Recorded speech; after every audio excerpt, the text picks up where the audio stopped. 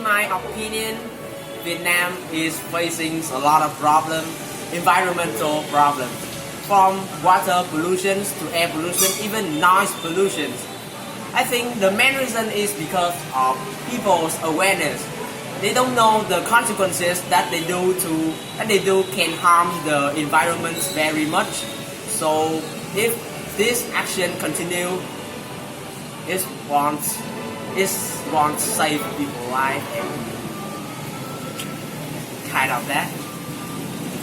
Yeah, thanks. To be honest, I think Vietnamese people awareness toward environmental problems is still pretty bad. Like they wouldn't care, or they actually would just throw trash anywhere they can, and many other things. You see, the rivers are polluted, big with smell, and such neighborhood that is also polluted from trash and other things. Nowadays, plastics are everywhere. Our idea is simple. We can use all that large number of plastics and turn them into asphalt, the composition of a road everybody walks and rides on every single day. These special roads, we call it the Polymer Plastic Roads. First of all, we must examine how asphalt concrete is created. A typical asphalt mix is made up of approximately 95% aggregates, meaning stone, sand, and reclaimed products. The type of stone can vary across the country depending on what type of stone is locally available to producers. The other 5% of the mix is the liquid asphalt glue. Asphalt is refined from the heavy components of crude oil and does not come from tar, which is a coal derivative. In the industry, it is known as binder, since it binds the mix together. Here are some examples of different aggregate sizes that get used in asphalt mixes.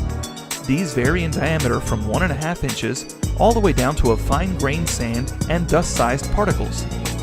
Asphalt roads are designed for many different purposes. A small 2-lane rural road has a different recipe than a major interstate highway. So these aggregates are used in different quantities to meet the specifications for the desired roadway. A stiffer, less flexible pavement can be achieved by using larger aggregates and fewer fines, which creates more stone-to-stone contact. Using more fine aggregates allows for a more flexible pavement because individual stones are surrounded with more binder. This is a core drilled from a roadway that shows a cross-section of the asphalt within. You can see a coarse mix of asphalt in the lower section, or base course, and a finer mix design for the surface layer. This fine mix is less permeable and keeps water from penetrating down and causing cracks to form. In many states, specifications allow for the use of reclaimed asphalt pavement, or RAP, and recycled asphalt roofing shingles in the permitted asphalt mixes that get placed on roadways. 100% of asphalt millings can be reused in new surfaces. This results in many thousands of tons of recycled asphalt being used in the United States annually. It's actually the most recycled product in the country. That brings us to the liquid asphalt binder itself. It only makes up 5% of the mix, but it is the glue that holds everything together. It is designed to be a strong, yet somewhat elastic adhesive. Polymers and other additives may be used to change its properties so that it behaves differently depending on roadway conditions. These ingredients are heated and mixed together to be placed on the roadway and roller compacted. Once cooled, the new asphalt road surface is ready to ride on in just minutes. Let's have a look at how nylon is made these days. Start with adding about 5 milliliters of hexamethylene diamine, and on top of that I'm going to layer suboxyl chloride in equal parts because this reaction is going to consume both products equally.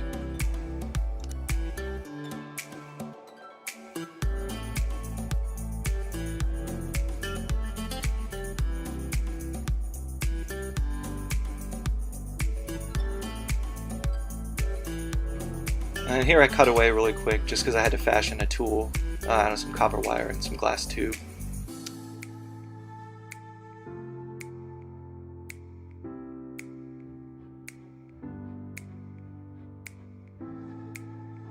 So as I remove the nylon from the solution, it frees up the interface and allows more of the chemicals to react, producing more nylon.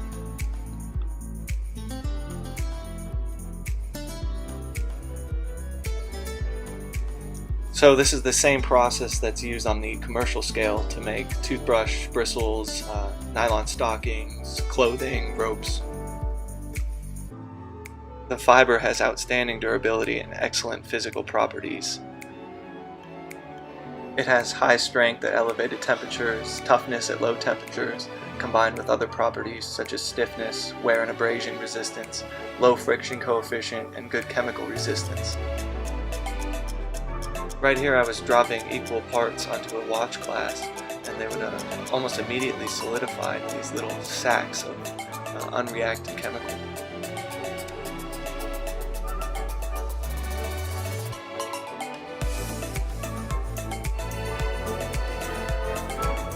I thought it was really cool that as I peeled off this layer of nylon, the surface tension of the water was able to hold the droplets together, which allowed me to put in some sodium fluorescein that I had from a previous reaction. It's a pretty cool effect.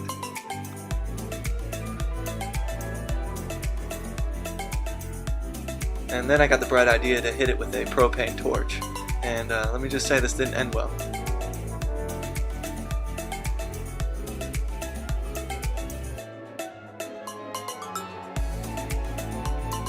I grabbed some green food coloring, and as I dropped it in, a really cool effect happened. As the drop went in, it landed on top of the nylon membrane, and since the food coloring won't mix with the hexane solution, it just kind of formed a bubble there on the surface.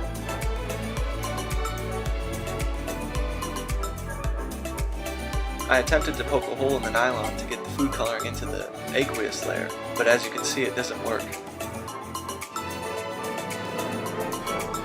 As I pulled up on the nylon, the food coloring was pushed to the side of the beaker, where it wet the glass and was able to slip into the aqueous layer.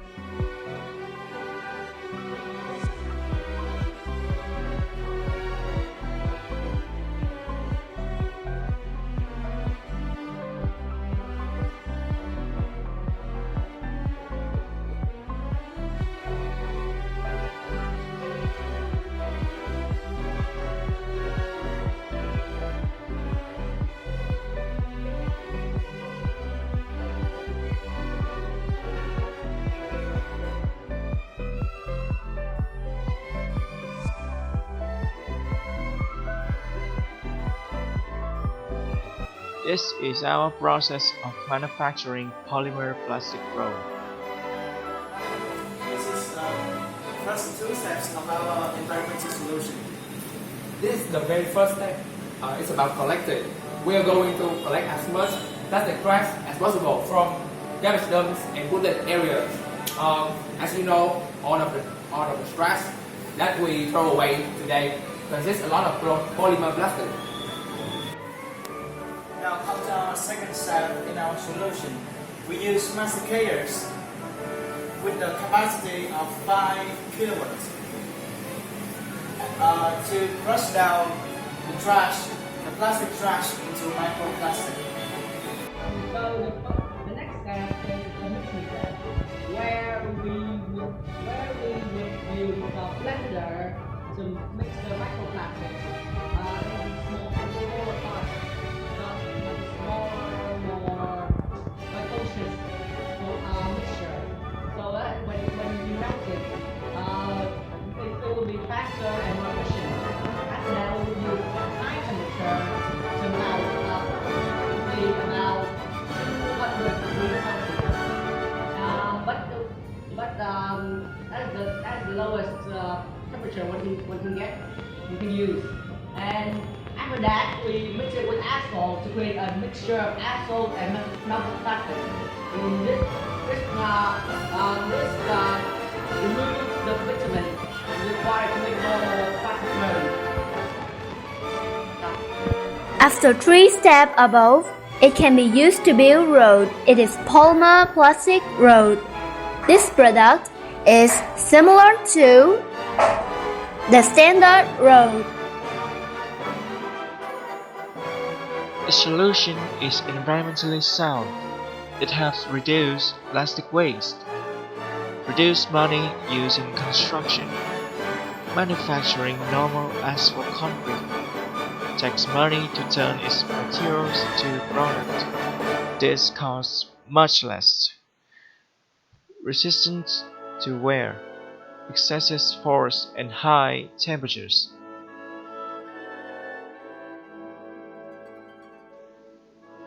We can have stalls set up near advantageous places, schools, markets, and etc.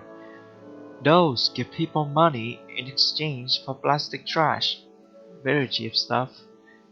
Or we can just buy back from garbage dumps with super low cost. Finally, this is something we all want to know. When our solution to this environmental problem is successful, tons and tons of plastic jars will be better reused for a greater purpose rather than just polluting the planet. Just imagine, a developing country like Vietnam will then no longer have problems in plastic pollution, and it gets incredibly less expensive for new roads in new cities to be constructed. But why do we have to do this? Because it plays an important part in protecting the environment in Vietnam and the world at large. In the end, as a whole, we can be better off living as an intelligent species who cares about Earth and other creatures.